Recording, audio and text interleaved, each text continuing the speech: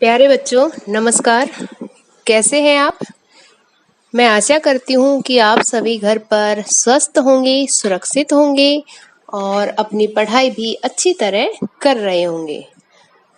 बच्चों, आज हम कक्षा 9 से हमारा अगला पाठ पढ़ेंगे जो काव्यांश का है, पाठ नंबर 17। बच्चे काम पर जा रहे हैं। ये राजेश जोशी द्वारा लिखित एक कविता है। इसमें बच्चों से बचपन छीन लिए जाने की पीड़ा को व्यक्त किया है।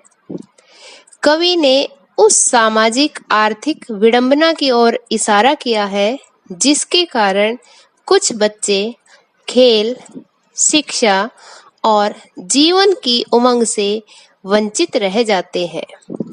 यह कविता गहरे सामाजिक बोध की कविता है। कवि ने बाल मजदूरी की भयानक स्थिति के प्रति चिंता व्यक्त की है। जो उम्र बच्चों के खेलने कूदने व पढ़ने लिखने की, उस उम्र में उन्हें मजदूरी करनी पड़ रही है। व्यवस्था के कारण यानी मजबूरी के कारण उन्हें काम पर जाना पड़ रहा है। तो बच्चों, इसमें राजेश जोशी जी के बारे में जानेंगे पहले हम कि राजेश जोशी जी का जन्म 1946 में मध्य प्रदेश के नरसिंहगढ़ जिले में हुआ। उन्होंने अपनी शिक्षा पूरी करने के पश्चात पत्रकारिता के क्षेत्र में कार्य किया और कुछ सालों तक अध्यापन कार्य भी किया। उन्होंने कविताओं के अतिरिक्त कहानियां, नाटक, लेख और टिप्पणियां भी लिखी है।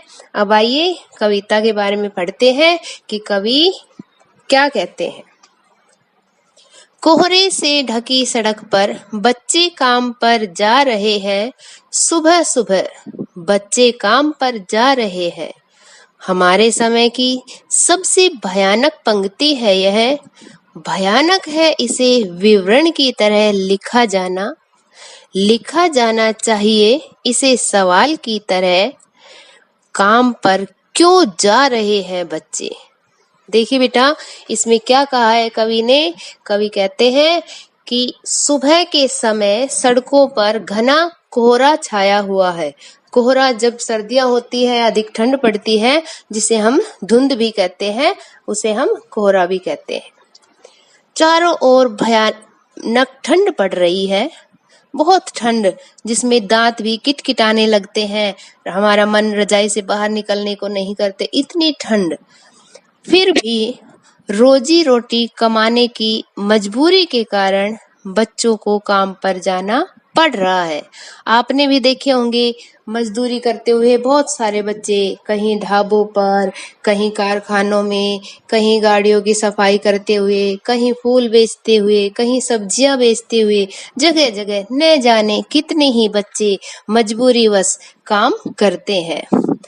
जिस समय बच्चों को ठंड से बचने के लिए घर में होना चाहिए, उस समय वे काम करने के लिए घने कोहरे के साए में सड़कों पर निकल पड़े हैं।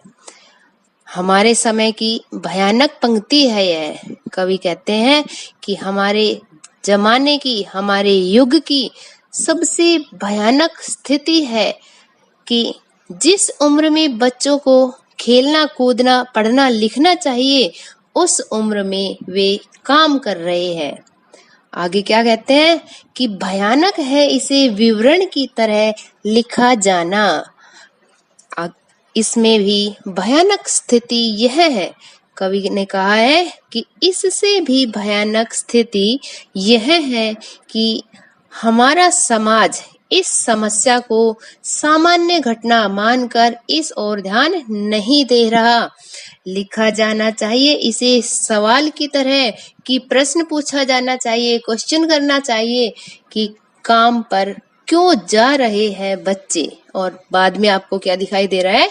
प्रश्न चिन्ह, कि आखिर ये बच्चे काम पर क्यों जा रहे हैं। इस समस्या को महत्वपूर्ण प्रश्न के रूप में प्रस्तुत किया जाना चाहिए कि ये बच्चे खेल कूद व पढ़ाई लिखाई की दुनिया से दूर रहकर पेट पालने की चिंता से ग्रस्त क्यों है? आखिर इनकी क्या मजबूरी है कि इन्हें इस उम्र में और इतनी ठंड में काम पर जाना पड़ रहा है? हमें समाज से एक प्रश्न पूछना चाहिए, ना कि इसे एक विवरण की तरह लिख देना चाहिए। यही कवि की सबसे बड़ी पीड़ा है। आगे क्या कहते हैं? क्या अंतरिक्ष में गई है सारी गेंदें? क्या दीमकों ने खा लिया है सारी रंग बिरंगी किताबों को? क्या काले पहाड़ के नीचे दब गए हैं सारे खिलौने? क्या किसी भूकंप में ढह गई है सारे मदरसों की इमारतें? क्या सारे मैदान, सारे बगीचे और घरों के आंगन एकाएक खत्म हो गए हैं? अंतरिक्ष बेटा आकाश। दीमक क्या होता है? लकड़ी या कागज खाने वाला एक प्रकार का कीड़ा। और भूकंप जैसा पता ही आपको, भूचाल भी कहते हैं उसे। इसमें एक मदरसा शब्द आया है। मदरसा उर्दू भाषा का शब्द है और इसे हम कहेंगे विद्यालय। तो देखिए कवि क्या कहता है। कवि ने कहा है कि कवि नन्हे नन्हे बच्चों को सुबह सुबह घने कोहरे में काम पर जाते देख विचलित हो उठता है, बेचैन हो उठता है और समाज से प्रश्न करता है कि ये छोटे छोटे बच्चे काम पर क्यों जा रहे हैं? क्या सारी गेंदें आकाश में चली गई? क्या इनके पास खेलने के लिए अब कोई गेंद बॉल ही नहीं बची? क्या इनकी रंग बिरंगी किताबों को दीमक ने चट कर लिया है या खा लिया है? अर्थात जो बच्चों की किताबें थी, क्या अब वे नष्ट हो गई है, समाप्त हो गई है? क्या बच्चों के खिलौने किसी काले पहाड़ के नीचे दबकर नष्ट हो गए हैं? और क्या किसी भूकंप के कारण बच्चों के विद्यालय की इमारतें नष्ट हो गई है? क्या बच्चों के खेलने के सारे मैदान, बगीचे, घरों के आंगन समाप्त हो गए हैं? आखिर इस तरह से अचानक बच्चों को बचपन की सारी सुख सुविधाओं से कैसे दूर रख दिया गया है, कैसे वंचित कर दिया गया है? ये बहुत सारे प्रश्न है बेटा जो कवि के मन में बेचैनी पैदा कर रहे हैं। ये सारे प्रश्न हमें उत्तेजित करते हैं कि हमें उनका बचपन लौटाना होगा, उन्हें खेलने तथा पढ़ने के लिए उचित अच्छे अवसर उपलब्ध कराने होंगे, उन्हें काम पर भेजना बंद करना होगा। तीसरा क्या कहते हैं कि तो फिर बचा ही क्या है इस दुनिया में? कह रहे हैं कि जब बच्चों का बचपन ही छीन लिया, जब बच्चों की किताबें, मैदान, पुस्तकें, खिलौने, आंगन कुछ भी नहीं रहा, तो फिर इस संसार में, इस दुनिया में क्या रह गया है? कितना भयानक होता अगर ऐसा होता। भयानक है इससे ज्यादा यह कि है सारी चीजें हस्ब मामूल, पर सारी दुनिया की हजारों सड़कों से गुजरते हुए बच्चे, बहुत छोटे छोटे बच्चे काम पर जा रहे हैं। कहते हैं कवि कि ऐसे संसार का होना या न होना व्यर्थ है। यदि सचमुच संसार में इन वस्तुओं को हटा दिया जाए, इन वस्तुओं को संसार से हटा दिया जाए, तो संसार कितना भयानक दिखाई देगा, कितना भयानक प्रतीत होगा।